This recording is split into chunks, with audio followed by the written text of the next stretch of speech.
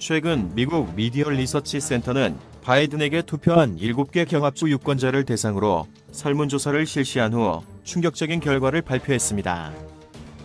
설문조사는 주류 언론과 SNS에서 감춰진 바이든과 트럼프에 대한 9가지 사실을 알고 있었느냐는 질문이었고, 이 사실을 알았다면 후보를 바꿨겠느냐는 질문도 동시에 던졌습니다. 그중 한 가지 질문에 따르면 바이든 지지자의 3분의 1 이상은 바이든에게 성추행을 당했다는 전직 직원 타라 리드 사건을 전혀 모르고 있었습니다. 1993년 당시 바이든의 상원 의원 보좌진이었던 타라 리드는 의원실에서 바이든에게 꼼짝 못한 상태에서 성추행을 당했다며 지난 5월 바이든에게 대선을 포기하라고 촉구한 바 있습니다. 바이든은 이미 친구 아내와 불륜으로 현재의 아내 질과 결혼했다는 사실이 대선 전에 폭로된 바 있으며, 공개 장소에서 각종 성추행으로 끊임없는 논란을 빚은 바 있습니다.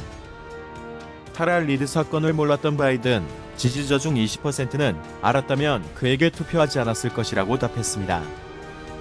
또 바이든 지지자의 무려 45%가 바이든 가족이 현재 중국 공산당과 연계된 중국 기업에서 수천만 달러를 받은 사건으로 FBI에게 조사를 받고 있다는 사실을 전혀 모르고 있었습니다.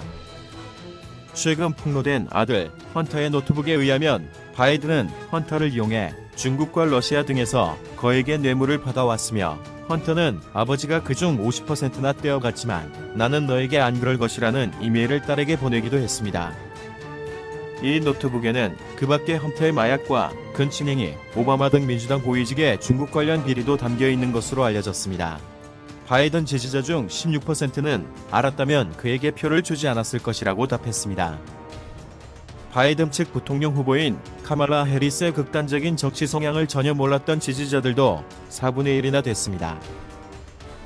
바이든은 해리스에 대해 미국에서 가장 좌익적인 상원 의원으로 저층 사회주의자인 버니 샌더스보다 훨씬 더 좌파로 평가한 바 있습니다. 지지자 중 12%는 알았다면 표를 주지 않았을 것이라고 답했습니다. 트럼프 정책에 대한 답변도 충격적입니다. 바이든 지지자의 36%는 트럼프 대통령이 우한 폐렴 치료제와 백신의 초고속 개발을 위해 100억 달러를 투입한 워프 스피드 작전을 전혀 몰랐습니다. 또 바이든 지지자들이 가장 몰랐던 사실 1위는 트럼프 정책 덕분에 미국이 지난해 원유 수입보다 수출이 많은 에너지 독립국이 됐다는 사실이었고, 2위는 미국이 최근 33.1%의 역사상 최고 경제 성장률을 기록했다는 사실입니다. 바이든 지지자들은 이 같은 트럼프 대통령의 경제적, 외교적 성과를 알았다면 9에서 12%가 바이든을 찍지 않았을 것이라고 답했습니다. 미디어 리서치는 총평에서 바이든 지지자 6명 중 1명이 이 같은 뉴스 중 한 가지 이상만 알았다면 바이든을 찍지 않았을 것이라며, 언론과 SNS의 편향성만 없었다면 6개 경합주를 전부 트럼프가 차지했을 것이라고 결론 내렸습니다. 미국 행동기술연구소의 선임연구원 로버트 앱스타인 박사도 최근 구글의 검색 조작으로 최소 600만 미국인이 투표 대상을 바꿨을 것이라는 충격적인 연구 결과를 내놨습니다. 그는 빙이나 야후는 민주당에게 유리하게 되어 있지 않지만 유독 구글 검색 결과만이 편향되어 있다면서 구글 홈페이지에서 투표 동료 이미지가 민주당 지지자에게만 노출된 것을 예로 들었습니다. 그는 자신은 바이든 지지자이지만 구글에게 이 같은 사실을 발견했다고 알리자 그날 밤부터 조작을 중단했다는 충격적인 사실을 공개하며 관련 증거 50만 건을 모았다고 밝혔습니다. 상황이 이런데도 가짜 뉴스는 계속 쏟아지고 있습니다. 24일 주요 언론들은 트럼프 대통령이 바이든 정권 인수에 필요한 준비에 협력할 것을 총무청에 전달하자 패배를 인정했다, 마침내 승복했다는 기사를 쏟아냈습니다. 하지만 언론들은 이 같은 지시가 내려진 이유에 대해서는 침묵하고 있습니다.